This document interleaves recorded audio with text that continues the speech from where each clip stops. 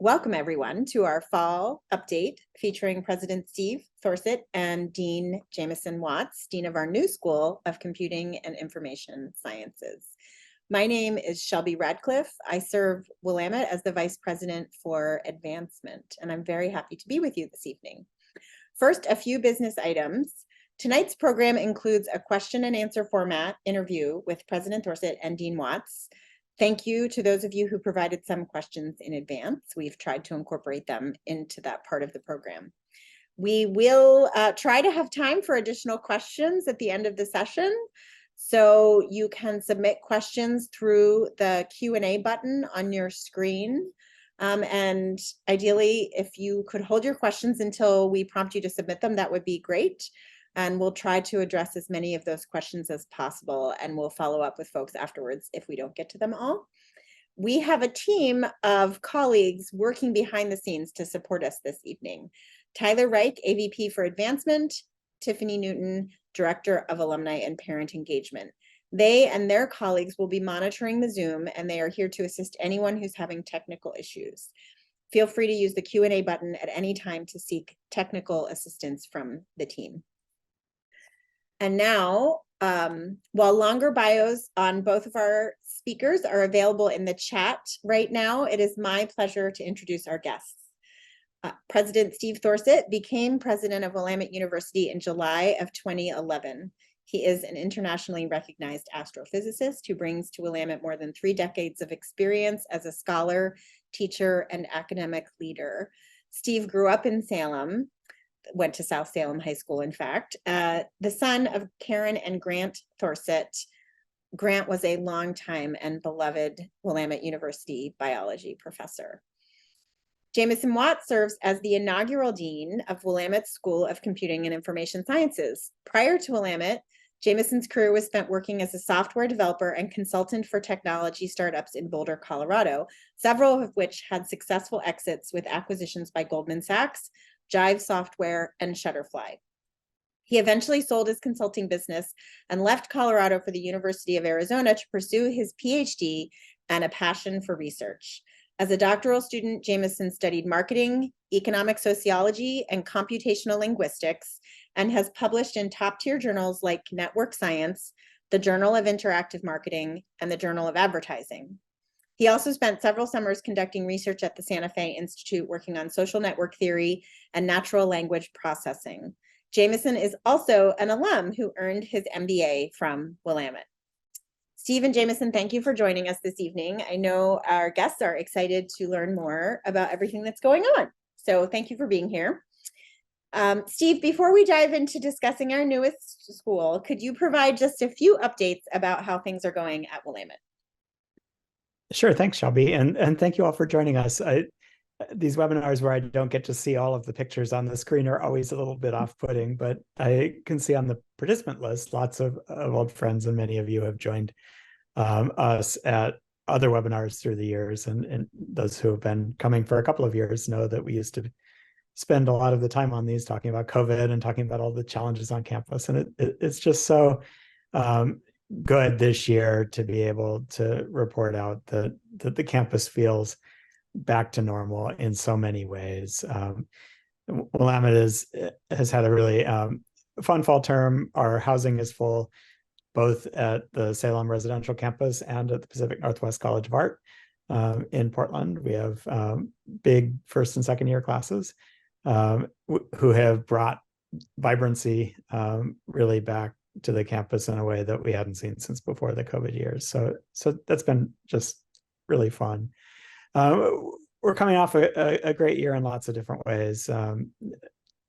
Because of the audience here, so many friends and supporters of the institution, I should start by just thanking everybody for helping make the last fiscal year the record for Willamette. $27.1 million raised in new gifts and commitments, mostly in support of our students and our faculty.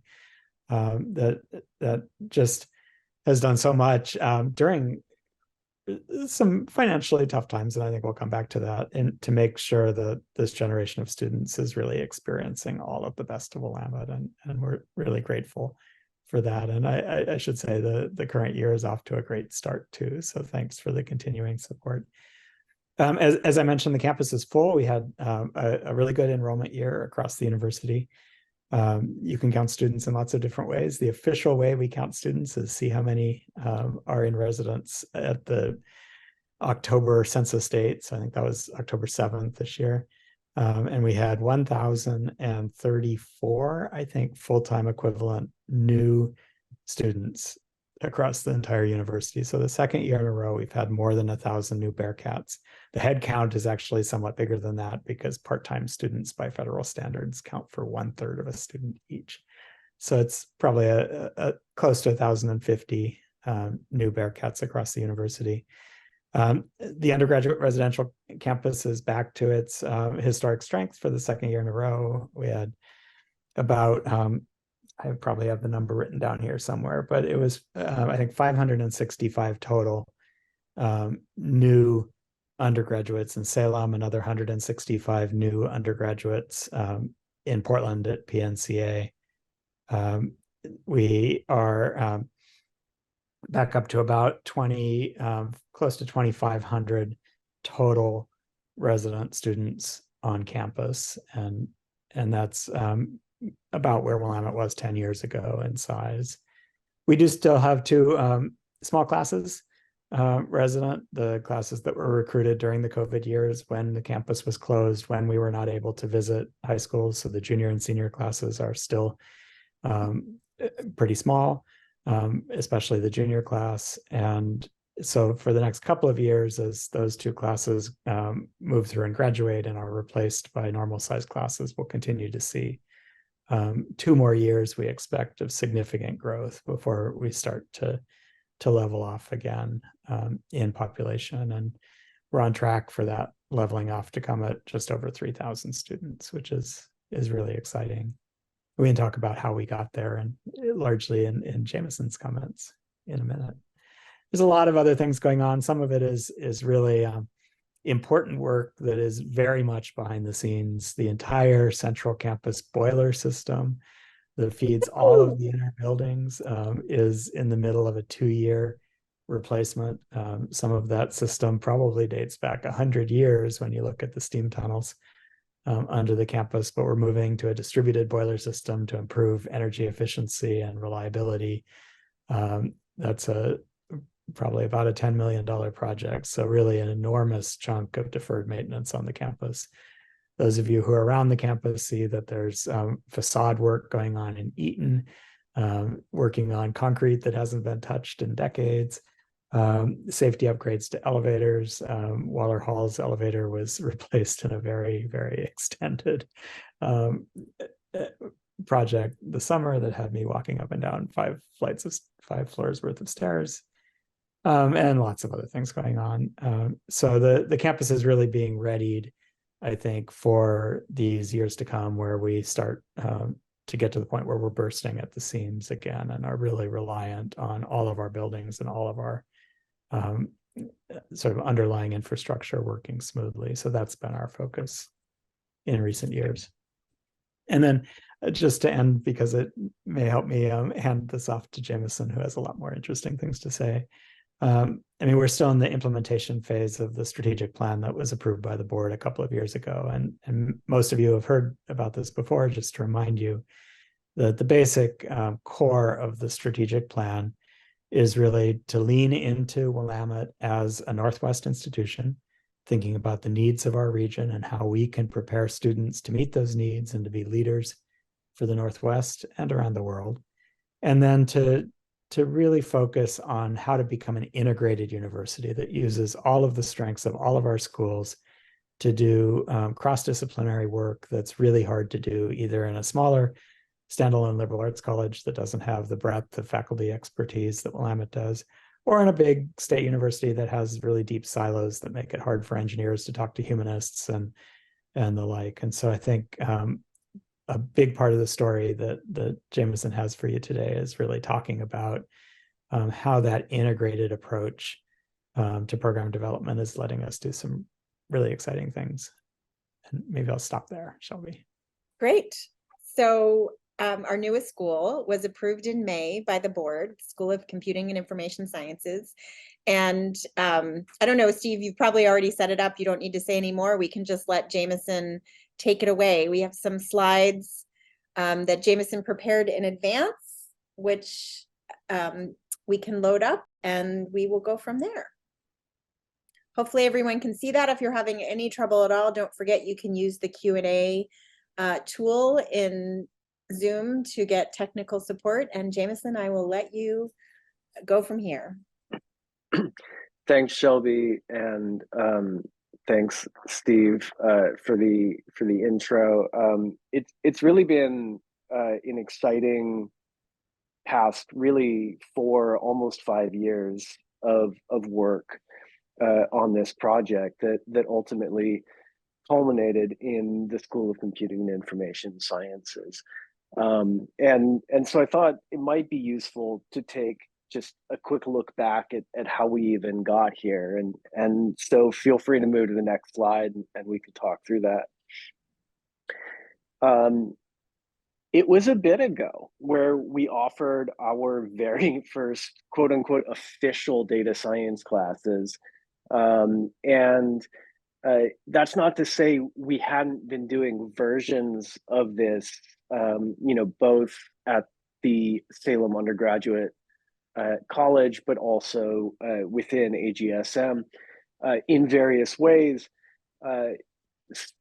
Steve or Shelby mentioned that I was an alum, or I am an alum of the MBA program. I remember taking Mike Hand's data science class back in 2007. So, as an institution, we've had this content and we've had the talent, but we never really organized that talent towards a single purpose. And so we started to do that back during academic year 19 and 20.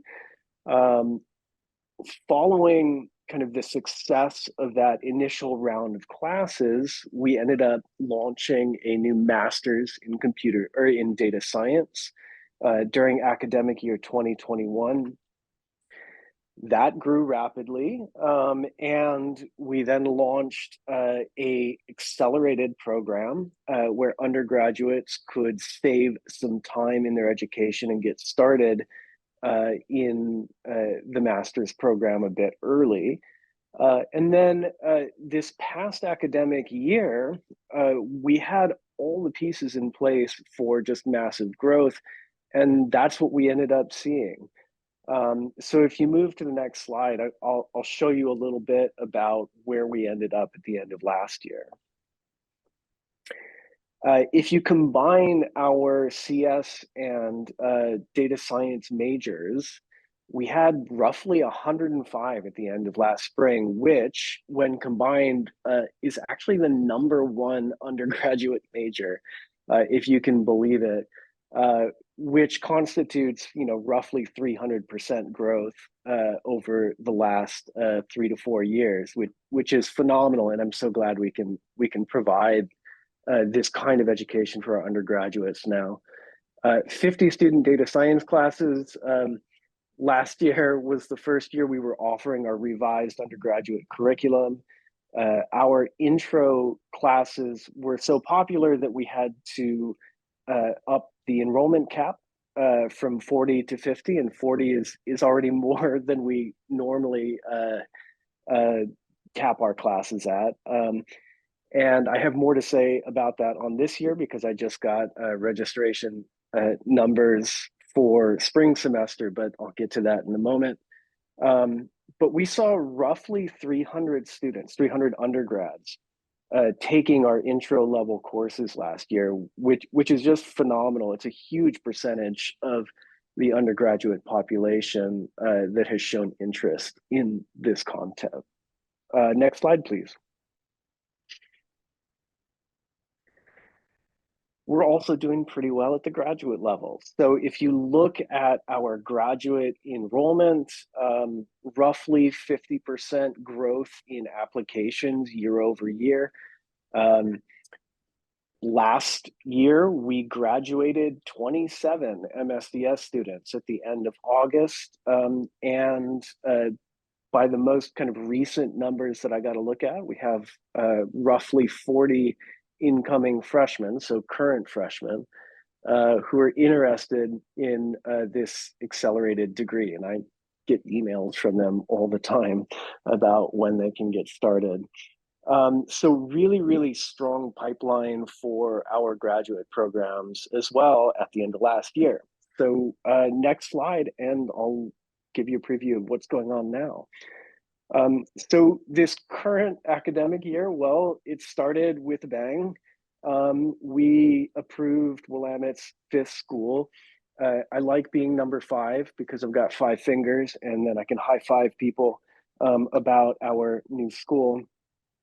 And we increased our intro level seats by 60% this year in response to the demand that we saw last year. So instead of 3 sections of each intro course, we had 5. They're all full, and a few of them are even waitlisted. And so we're probably going to be upping that again next year to respond to the increased undergraduate demand. We also enrolled 44 new MSDS students. The majority of those are full-time, though some are part-time as well. And this is the first year that we included a Salem cohort in our graduate programs, in addition to the Portland cohort, and staffed this with 11 faculty, roughly 8 full-time, 3 part-time. And we're recruiting 2 more tenure track hires this year. And I just got news that one of the folks that we made an offer to is going to join us. And I'll give you some details on that in a little bit as well. Other major developments, we are launching a new master's in computer science starting fall 24 and adding a new undergraduate major in statistics. We have a meeting with the Provost Academic Council tomorrow that should result in a vote approving that degree. Next slide. Okay, so what the heck is this new school? Go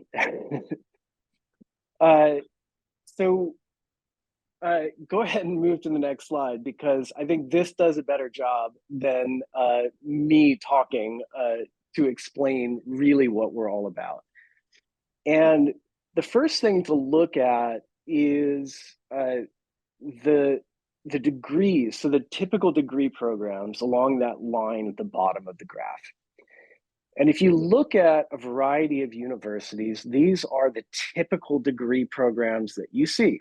So you've got computer science, you've got software engineering on the one hand, and then you've got data science and statistics at the other end of the spectrum.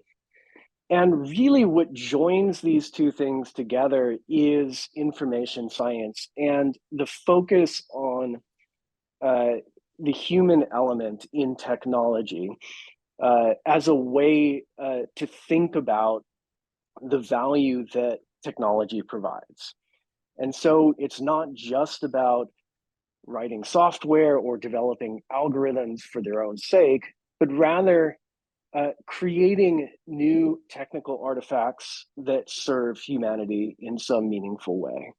And so the school, while it absolutely has expertise and will continue to focus on some of the core disciplines in computer science at one end and statistics at the other, we are focused on pushing further and further towards the middle and what we can offer in the information sciences realm that draws on both computing and data science to deliver these human-centered technical artifacts.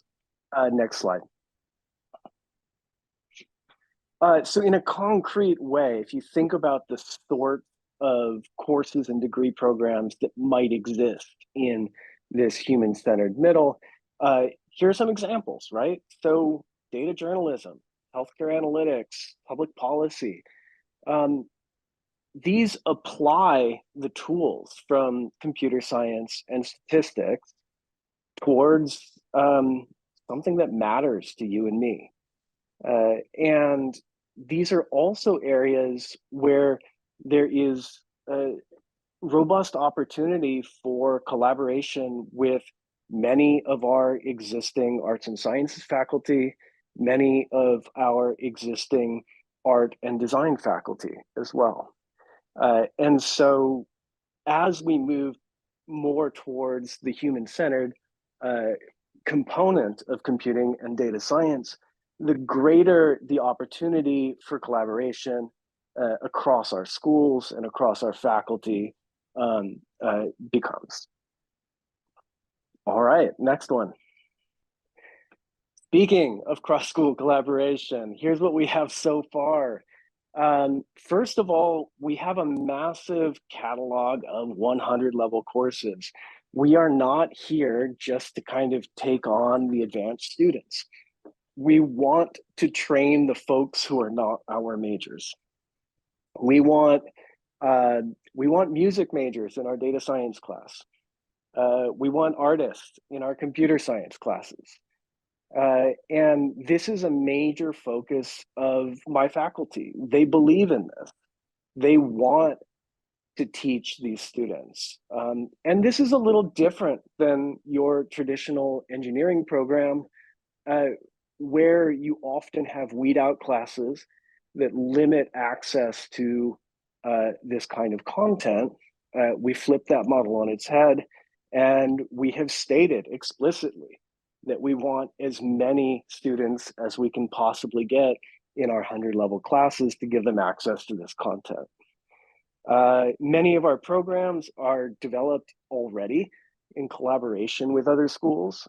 So the upcoming computer science degree, the master's degree, has been developed in collaboration with faculty from PNCA, and the statistics degree that's going to be approved tomorrow has been developed in collaboration with the math department and others from the arts and sciences faculty. In addition to that, we have joint degrees on the books already with the business school. So students can get a combined MSDS MBA in essentially 2 years plus 1 semester. And this is the first year that we are taking applications directly into that program. And those seem to be going pretty well. And last, we have revamped the Quad Center for quantitative tutoring, and my faculty plus student workers staff this center and supply quantitative tutoring to everyone at the school. All right, next one. Faculty and alums, this is the best part because these folks are awesome. All right, so this is going to be rapid fire. We can just go through these. Fred Agbo, assistant professor of computer science. He does human-computer interaction, game-based learning, virtual reality. This guy is awesome. He's also, you know, a great addition to the team, focusing on kind of that human interface between the technical fields and their application towards some human end. Next. Hyan, the original computer science faculty. Hyan has been at the school for a while. She was here before I was here. And she continues to teach wonderfully for the school and does all kinds of complex mathy stuff that I don't understand, including scientific computing and crazy like polynomial chaos theory or something like that, that I enjoy talking with her about and nod my head and pretend to understand. Calvin, one of our newer computer science professors. Calvin is focused on computer security, hardware design, computing systems. They teach a lot of our cybersecurity curriculum. and our networks and systems. So if you think about sysadmin or computer networks, this is where Calvin specializes. They also do a lot of research with folks at Intel and others on hardware security, like determining what a computer is doing, even if you don't have access to the computer, just by listening to the sounds that the power supply makes. Oh my gosh. Kristen, PhD from Columbia, amazing researcher, spent 10 years at Hewlett Packard before I stole her away. She does a ton of wonderful work on Six Sigma manufacturing, so kind of defect detection in manufacturing processes. Is also an expert at sampling strategy, research design, and all things advanced statistics. Heather Kitata Smalley, also on Team Stats, as they like to call themselves within my school. She does work in survey statistics. In fact, she was consulting with the US Census Bureau this summer. She likes to do work on political polling and teaches a lot of our data visualization courses.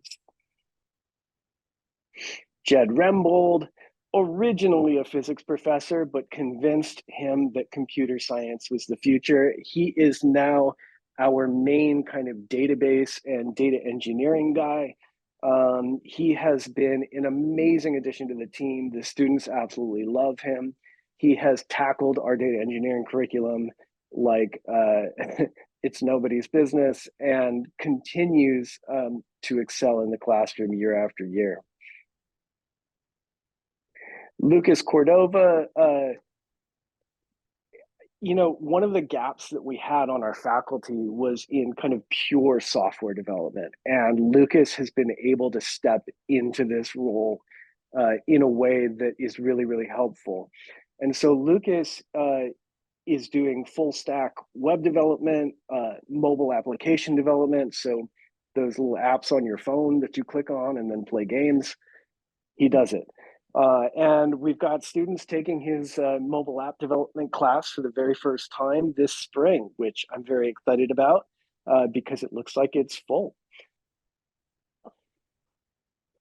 Hank comes to us from Berkeley, also part of Team Stats, and is focused largely on advanced linear models, experimental design. He's teaching a probability course this year and also does a bit of work on Bayesian statistics. All right, and last but not least, Rachel Brown. Oh my gosh, she just said yes. I'm so excited.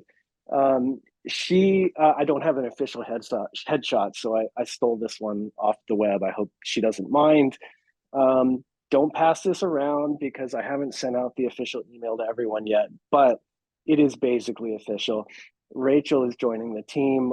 She comes from the research group at NVIDIA, working on computer vision. So the way I like to summarize computer vision is creating software programs that can recognize cats in pictures. And so if you think about all of those cat pictures that you see on Instagram, it's her fault. But she is a great addition to the team because she comes with not only that deep kind of industrial research background, but also a lot of expertise in machine learning and AI. And I couldn't be more pleased to have her on the team. Just a couple examples of where our students are going. We send them all over the place. A lot of our best students are heading north and south to the Bay Area and to Seattle because they get paid lots of money.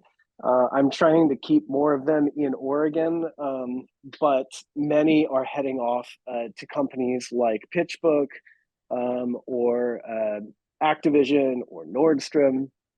And I even had one student head down to become a business analyst at the San Diego Padres.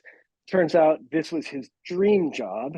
after growing up in San Diego and then playing baseball for Willamette, he was able to kind of transfer that knowledge and our graduate degree into a job. And now he gets to hang out with all of his old high school buddies and talk to them about baseball statistics. And I think that's the end for me, Shelby. Yes, so I have some questions for you and Steve, and also I want to encourage folks who are on the webinar to go ahead and submit questions that you may have through the Q&A function. I'll be able to see them and pass them on to Steve and Jameson as appropriate. So for either one of you, why adding this college right now? Why was this the right time for this to happen? Steve, why don't you I mean, maybe I'll start by just referring back to the strategic plan and the idea that I mean, one of the big focuses for the board and for the administration and for the faculty in recent years has been to identify the areas of need in the Northwest where there's opportunity for us to use our particular skills at building these kind of interdisciplinary programs to do important things, for our students to do important things. And art and design was a big step in that direction. The merger with PNCA was really important, given the role of the creative economy in the Northwest. But even then, it was really clear that figuring out how to modernize and expand our approach to computer and pretty quickly data science was a priority for the school. And it had been one that we struggled with for a long time, for the same reason that Lewis and Clark struggles and Whitman struggles and Reed struggles, which is that it's really hard to build a strong computer science group of only a couple of faculty in a liberal arts college environment. At the same time, we didn't want to duplicate a build out of a traditional engineering school, a siloed program, like the University of Portland or like Oregon State or UC Santa Cruz for that matter. And so I think figuring out how to do this had been an urgent need for the board for a while, and Jameson and the other faculty members who are involved in getting this started really set us on an exciting path. Jameson can tell you a lot more about why this is such a need in our region. Yeah, so building on what Steve said, I think for me, I'm just tired of tech really being owned by the big schools. I just don't think that's right. And I don't think that they produce better graduates than we can produce. In fact, I think we can produce better graduates. And there's a few reasons for that. But, not least of which is our ability to combine some professional skill development with the humanities and to make sure that folks are applying these tools in a way that benefits everyone, as opposed to just building tech for tech's sake. And this is a real need. I talk to professionals in Portland and Salem, all around the state, and this is top of mind for everyone right now. I mean, if it wasn't obvious, by all of the AI ethics stories that are showing up in the news, I think that just perusing your Facebook or Instagram, or I don't know, does anyone still use MySpace? Feeds, right?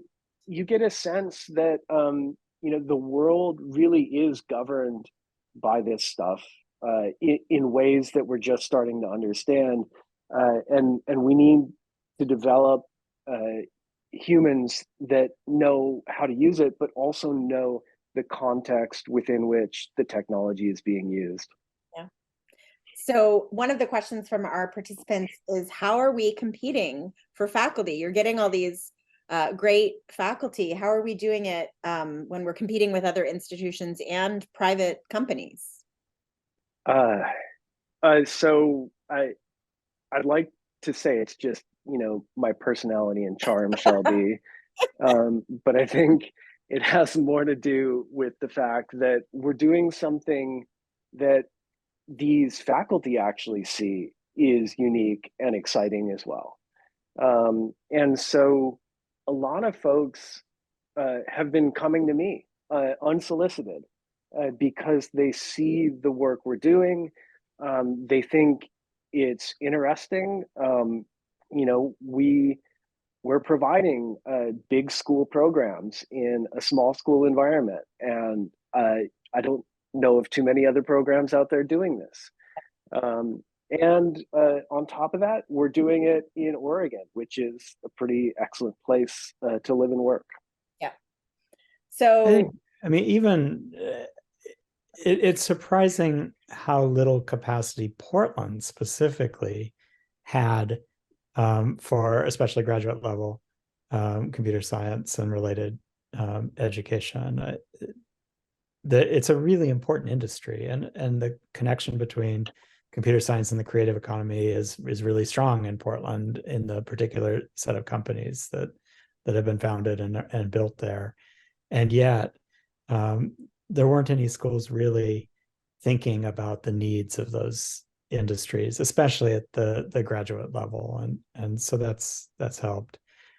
It is and I've talked about this in other webinars, so some of you have heard me say this before, but I think one of Willamette's real strengths took me a while to learn, which is the way that our faculty are structured. We're able to develop a separate faculty culture in each of our schools.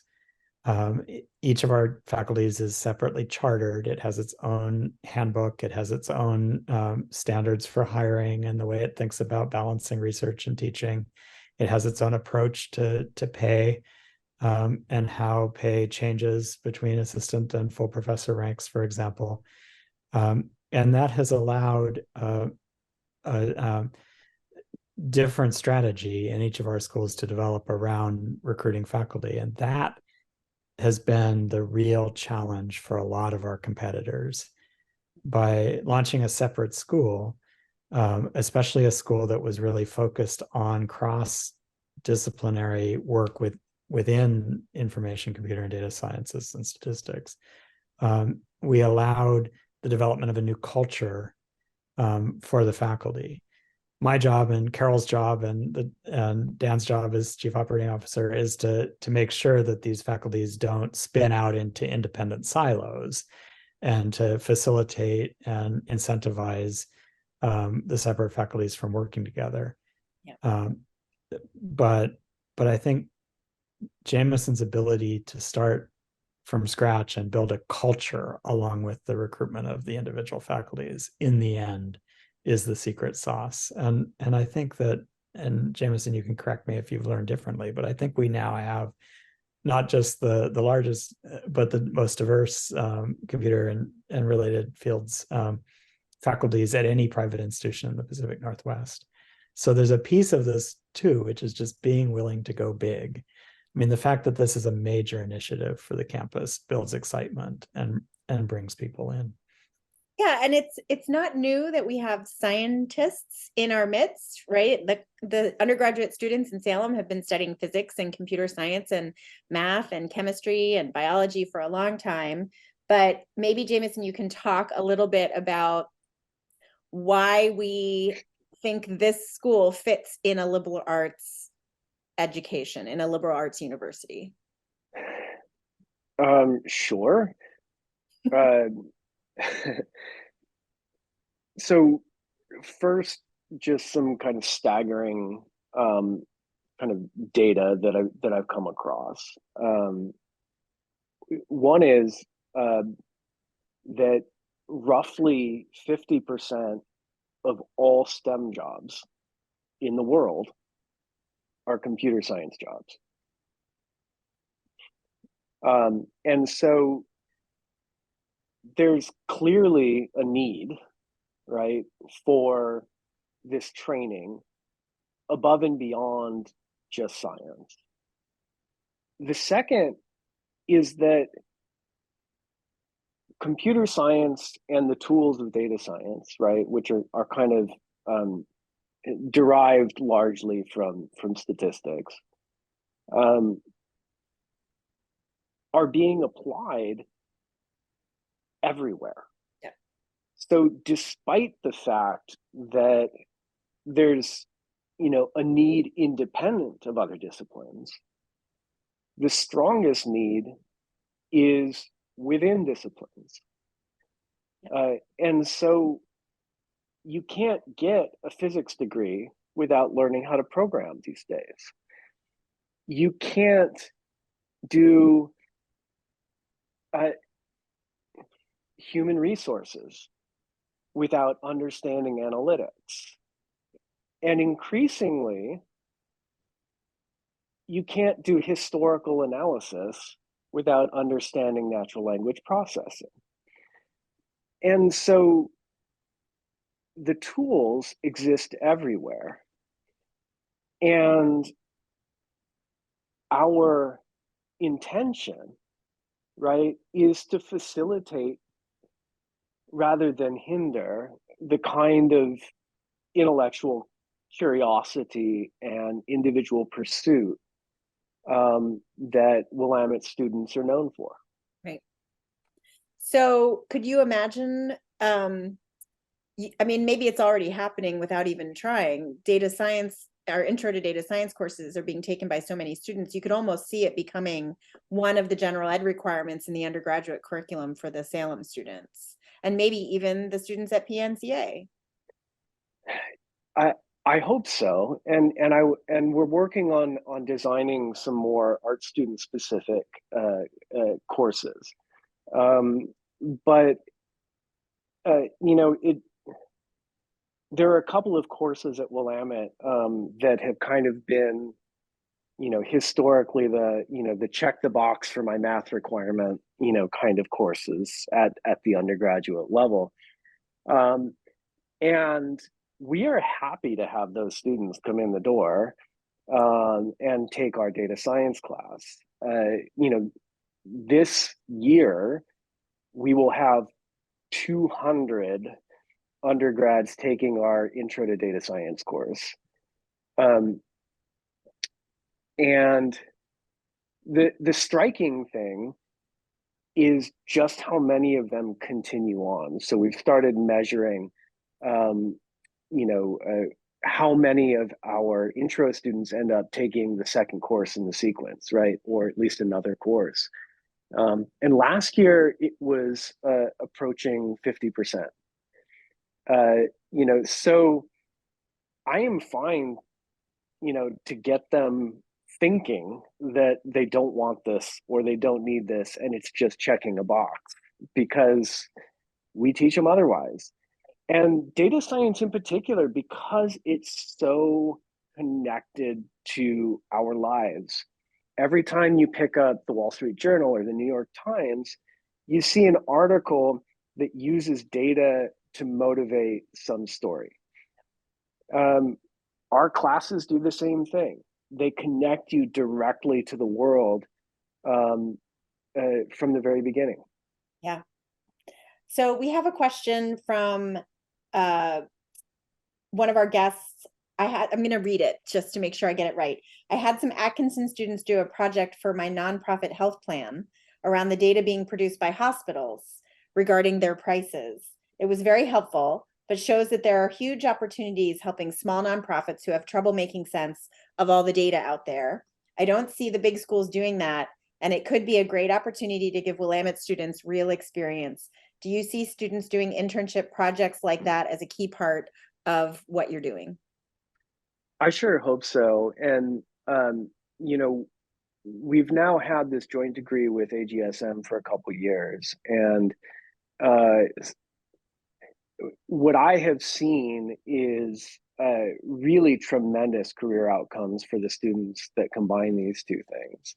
And so to give you an example, the student who's working for the San Diego Padres now, was a joint degree student, and they knew enough about the business and how to do things that business folks are interested in, and were able to bring to bear some of the tools that our graduate program was able to offer them, to seal the deal. And I talked to the student. They were competing with folks from, Stanford and MIT who all wanted that job too.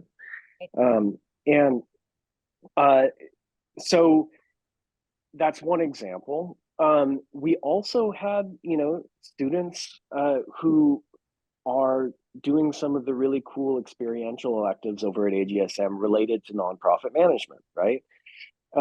And of course, right, many of those companies either can't afford or don't know where to start when it comes to hiring tech talent. And so for those who have the passion and the desire, right, this works. So one of my students, is taking on a job at Echo Northwest. Another is, a Portland public school teacher, right? The range of applications and interests is really quite broad. Yeah, I think one of the challenges for us that we don't, we'll be working on for years is helping faculty across the entire university understand the resources that come with this strong largely new set of faculty who are working on data and information science and computer science. There was a reference earlier to the Quad Center, which is a resource that we've actually had on campus for quite some time.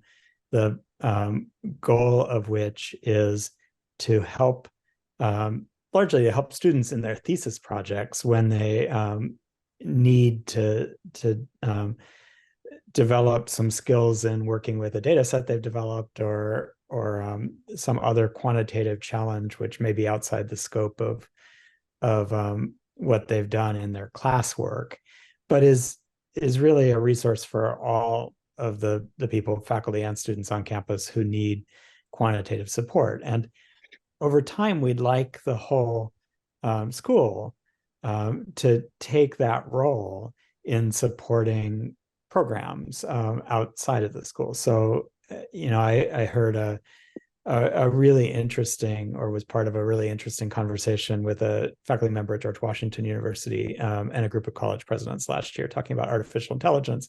She was a specialist on policy and defense and very interested in how AI was changing a lot of industries as well as governmental operations already in ways that we don't understand. But she made an offhanded comment to that group that she couldn't believe that there were people in policy work still getting master's degrees without developing quantitative skills, and that she thought they were essentially unemployable going forward.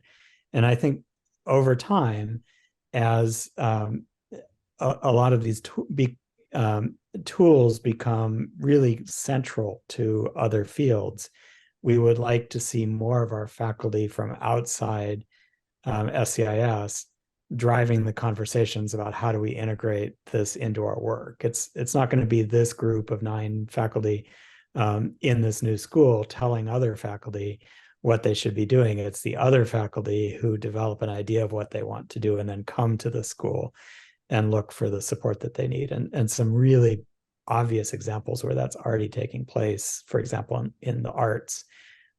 There's a lot of worrying about whether is AI going to replace artists. No, AI is going to be a really critical tool for driving productivity for illustrators, for example. It's going to become increasingly difficult to get jobs in lots of these fields if you're not able to use these tools, if you're not able to do visualization in new ways. And so having the intellectual drivers of the program development coming from the Pacific Northwest College of Art and coming to SCIS looking for collaboration is clearly the goal over the next few years for the whole institution.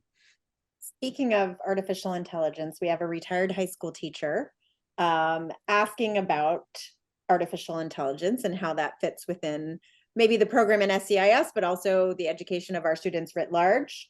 You know, a common concern I've heard from many alums who aren't current data science students. How could this disrupt our education? And, you know, how do faculty deal with AI and generated content and monitoring all of that? How are our faculty, both within your school, Jameson, and across the university, how do you see them dealing with that?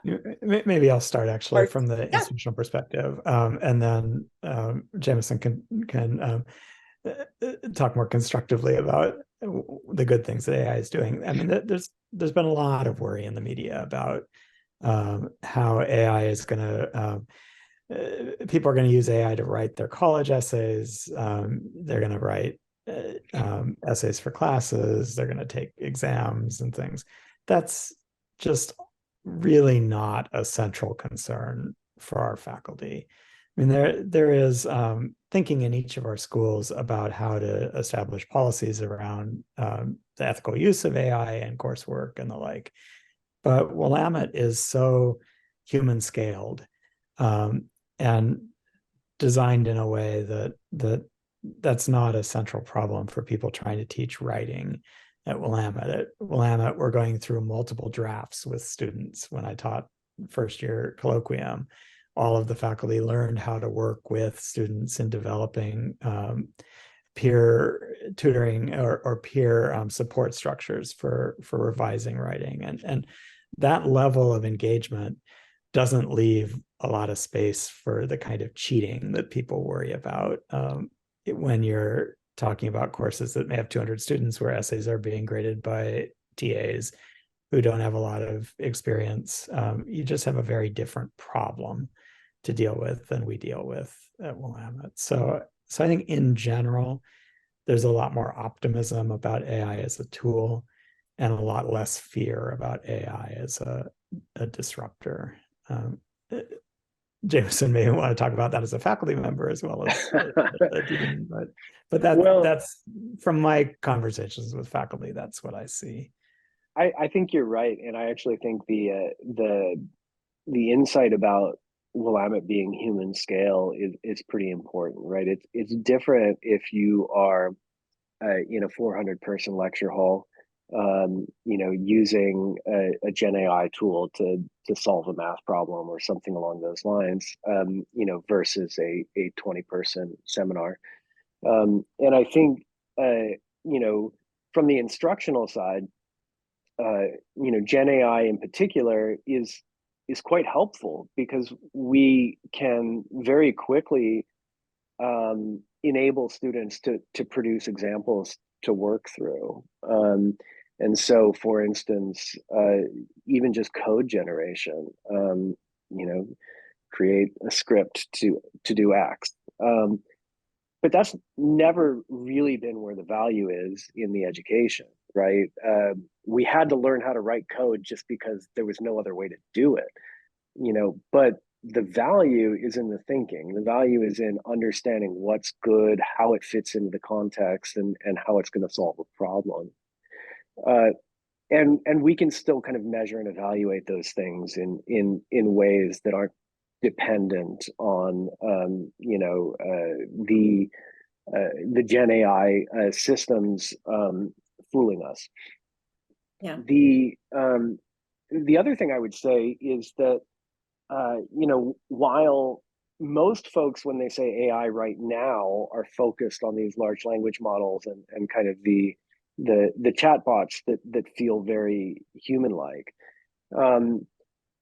there's all kinds of different AI, and our students get exposed really to all of it. And so, if you think back to the 1990s, I was writing neural nets for handwriting recognition back in 1990. This stuff's not new. What's new is the amount of data that we have and the amount of processing power that we have. And so I think it's also useful to remind folks that it's not a new technology, and researchers and scientists have been kind of working with this stuff for a long time. And when we talk about AI, it's not just large language models, but it's computer vision models, it's embedded systems where you've got embodied algorithms doing things in a robot, it's or an autonomous car, and it's everything in between, right? Predictive models for finance. So, or for instance, our friends across the street are using AI to place kids into foster care. Right, these things are broad in their application and in kind of the types of approaches used. Yeah. I mean, and this is maybe taking us a little too far afield, but I think going back to the question, the school teaching and public service and nonprofits, I think one of the real concerns has been that because a lot of the work on AI has been fairly esoteric, it's been dependent on having the computing resources that are in the control of a relatively small number of very large companies. There is a danger for asymmetric access to AI. So in the federal government, the military certainly is using it, law enforcement is using it. And the big companies have AI integrated into their products in lots of ways. But there is an asymmetry of access. And we had some conversation among the presidents about the particular question of governance. You know, how do state governments, which have trouble replacing the COBOL in their old systems managing unemployment insurance,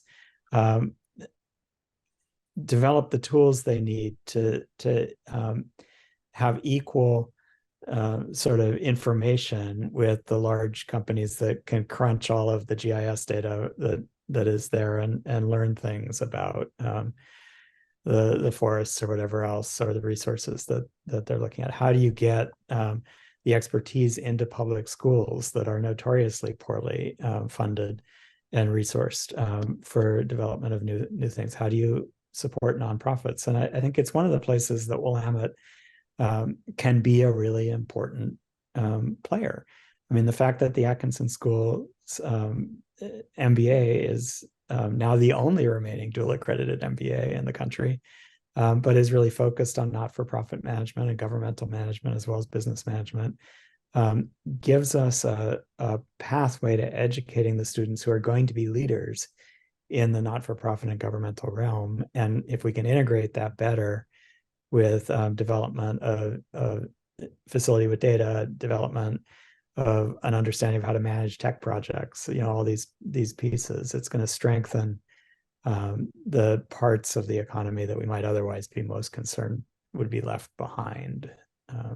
Yeah, and I would think our undergraduates too are double majoring all over the place. And so you can imagine a politics, policy, ethics, and law student double majoring with a data science degree, or a public health student double majoring with a data science degree. I know I was an English major and I would have loved to have double majored with a data science degree. So are you seeing, I mean, it's so new. We have to remember our seniors who are at Willamette in the undergraduate college in Salem didn't even know we didn't have a data science program when they arrived as first year students, right? So I know it's new and it's changing all the time, but are you seeing students who are choosing to double major and find interesting ways to combine in their senior thesis what we might traditionally think of as a more liberal artsy major with the data science or computer science program? Yeah, and I haven't done the analysis recently, but last time I looked, we had double majors with environmental science, with public policy, law, and ethics, with psychology, with physics, biology, chemistry. I didn't see any English majors, but I'm going to push on this. I think we need more of them. I think part of it is that we just need to teach some courses on computational linguistics so that we can actually get folks doing tech-enabled, document analysis, which is such a cool area to look at. But yeah, I mean, it's pretty broad. I would say it's still majority propellerhead at this moment, but that's okay. Those are my people, and we're spreading out.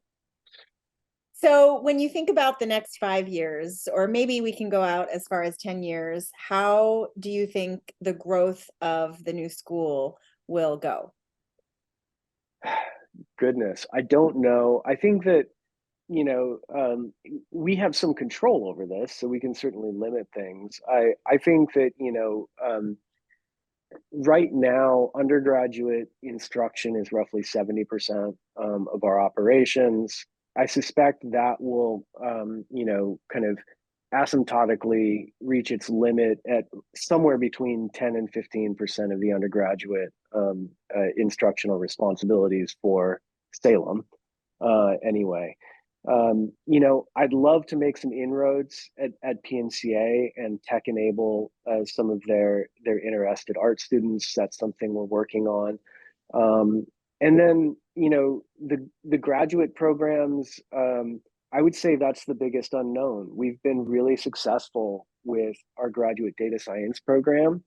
Over 40 students this year is bigger than certainly I expected when I first started doing this. And we're about to launch another master's degree. I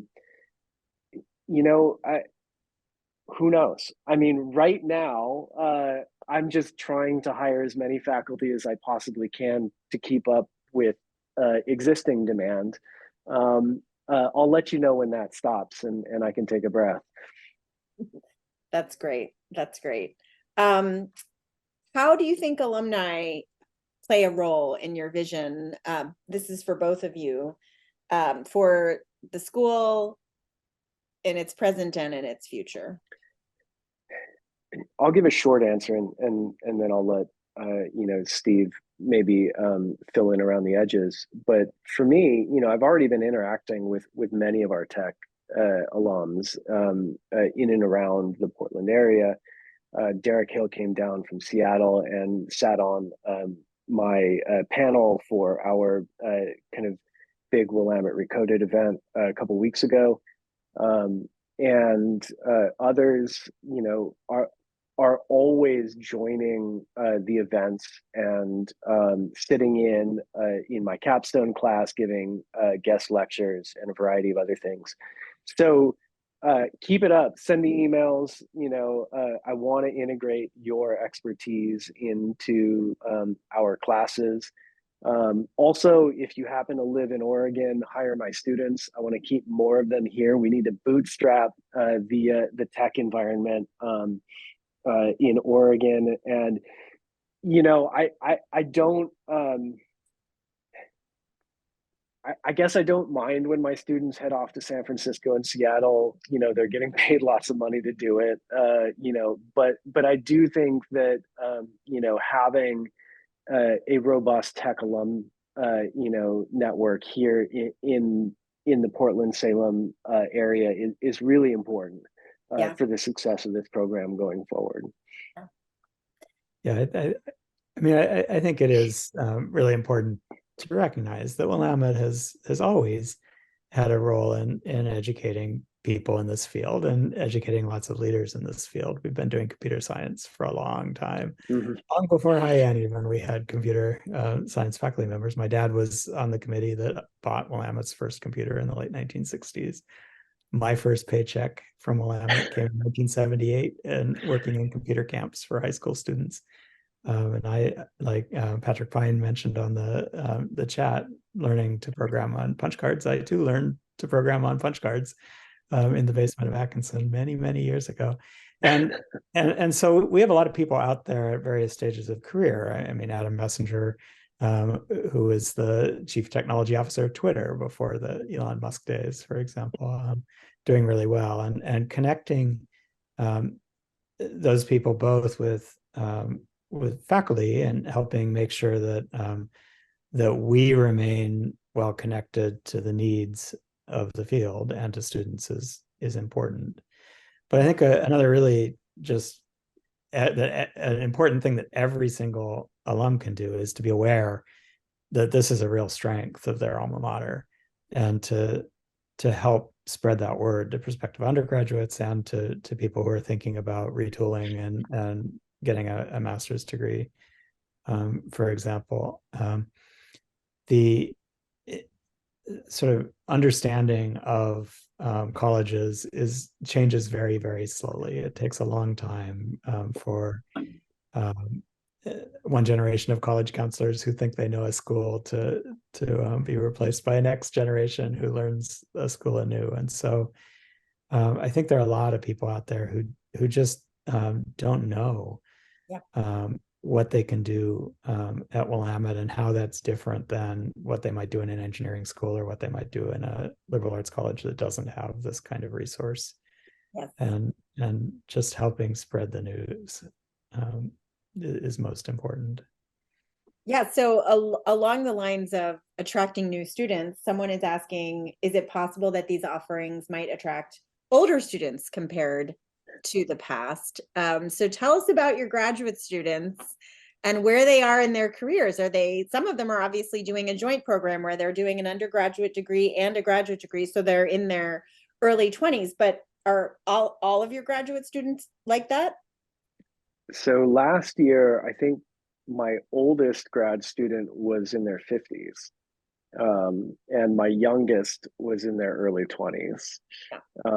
And so it definitely, it's something that I think folks at every stage of their career understand is part of the future.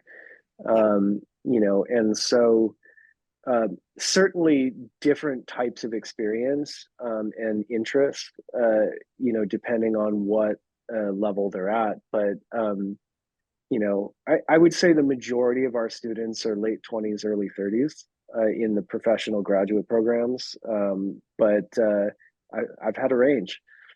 And if I understand correctly, to get into the Masters of Science in Data Science or Computer Science, you do not have to have an undergraduate degree in data science or computer science. So people can enter these graduate programs from a wide variety of professional and educational backgrounds. Is that correct? It is correct. And we designed the data science program 3 years ago with that in mind. We wanted to make sure that folks could start at zero and finish our program in 12 months with some really, really useful skills, industry relevant skills. And I think we've followed through on that idea and that promise. Many of my students come in with zero programming or knowledge and minimal statistics understanding. And we do start at zero on day one, but we ramp you up pretty quick. Yeah. And I often, am talking students off a cliff about 2 weeks into the program because they think they can't do it. But, I'll tell you, Shelby, by the time they get to their second semester, roughly 5 or 6 months in, they're just amazed at how much they've been able to absorb, how productive they are. They're already talking about how what they've learned has made them look like a superstar at their jobs. So it's absolutely something that anyone can do. And in the application process, we're typically looking more for kind of grit and determination than we are, prior tech experience. Yes, well, and I can speak for one of your graduates who was a former employee of mine. I'm sorry if she didn't triple her salary leaving you. It's really okay. We have a question from an alum and a former North Salem High School teacher. First of all, comment, love seeing the diversity of your faculty, but also a question, have you given any thought to using their skills and their just presence in the community as incentive for public educators and students by, for example, working with the Oregon Computer Science Teachers Association or other groups like that? Yeah, we have, but we have to build to a certain scale. At the moment, the faculty is small enough where the service load is high, the teaching load is high, and we just don't have enough redundancy to set folks free on the community. That said, many of the faculty do their own work. So Kristen Gore is, a longtime mentor for Lego robotics, and does that, as kind of a passion project on the side. And, others, regularly mentor, high school age students in different ways. But yeah, I mean, I think it's something that we want to do more of. One of my faculty was, helping, I think, build gaming computers for high school students in Portland recently. There are probably more ways to connect than I can even think of off the top of my head. But yeah, the constraint right now is scale. I think we probably need another 5 or 6 faculty before we have the bandwidth to engage in a way that would be meaningful.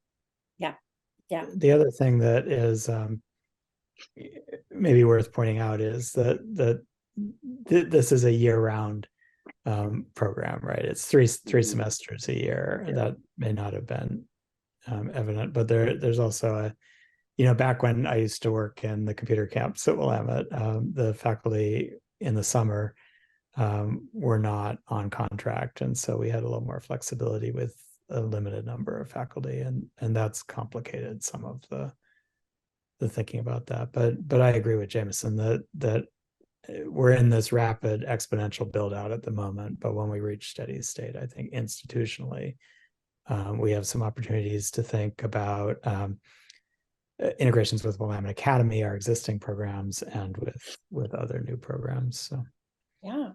So our online questions are slowing down. I want to give people one more chance to submit an online question that I can share with Jameson or Steve. And while we're waiting for people to possibly submit 1 or 2 more final questions, Jameson, first tell us where you are right now. Where are our data science and computer science classes right now being offered in Portland?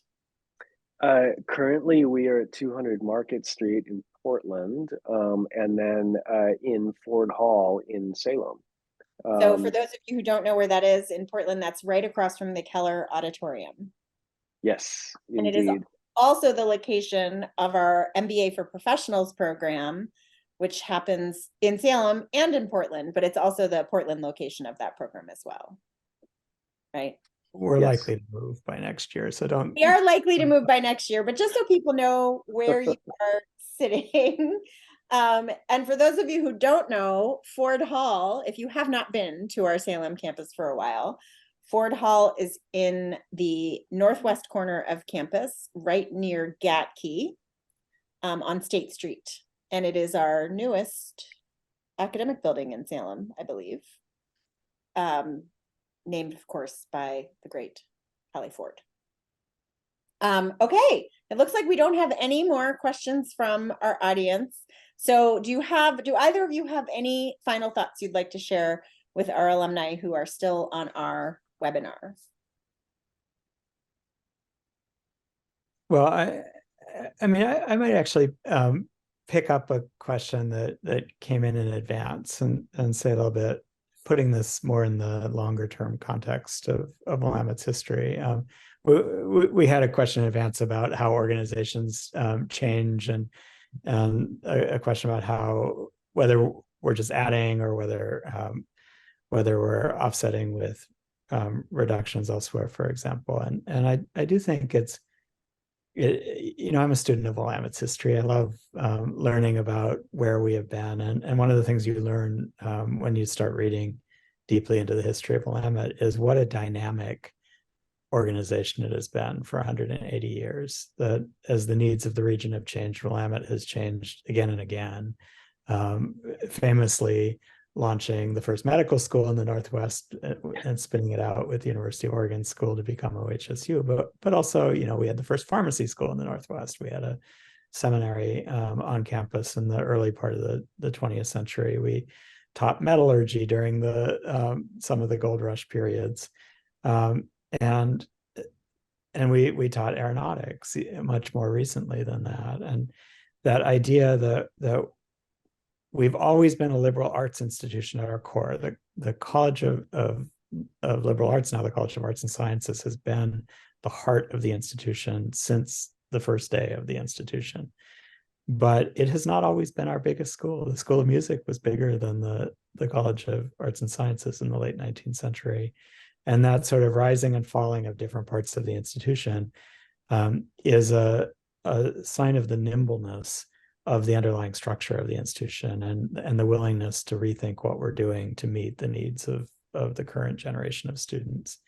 And we have, I mean, one of the hardest decisions of my time here was the closure of the School of Education, with the decision that was a field where Willamette, because of the way that the state licensure set boundaries on the shapes of programs, we couldn't compete on quality. We could only compete on price, and that wasn't a place that we thought that we could add value, and that we needed to refocus our education work on preparing subject matter experts who could go on and become teachers in master's programs elsewhere. And so making those kind of decisions about where this institution can do important work that nobody else can do, I think is one of the hardest pieces of leading an institution like this. And sometimes it means saying goodbye to programs or restructuring programs and de-emphasizing some languages so that you can add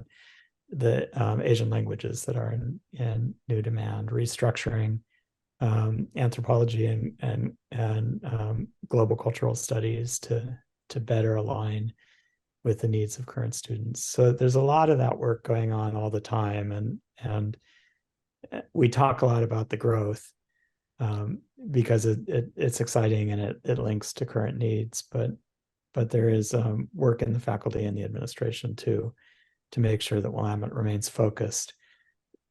It's important to keeping costs down for our students, for example. Yeah, it's true. This is my 27th year of working in higher education, and I will say Willamette's capacity for change and innovation has far outmatched any other place that I've been connected with, either as a student or as a professional, and it really is an exciting place to be. So I'm grateful to our alums and our faculty and our staff and our board for making that possible. Jameson, do you have any final thoughts? Nothing major. I just want to say thank you, right, to the alumni. Thank you, Shelby. Thanks, Steve. The last 4 years have been a whirlwind. I can't believe it only took us, 4 years to be an overnight success. But I think that, the next 5 years to 10 years, are going to be equally exciting. I'm just looking forward, to working with this team and our alumni, frankly, on kind of defining and building, what this school can be. It's a very exciting project, and I hope those of you who are still with us, if you're interested in knowing more, reach out to someone in the advancement office, and we will help you visit a class so you can see what's actually going on, have coffee with one of the faculty, or participate in future webinars. So thank you so much for your time and attention this evening on a Wednesday night in the dark. It's been great to be with you all, and I hope you have a wonderful rest of the evening. Take care. Thanks, everyone. Bye-bye.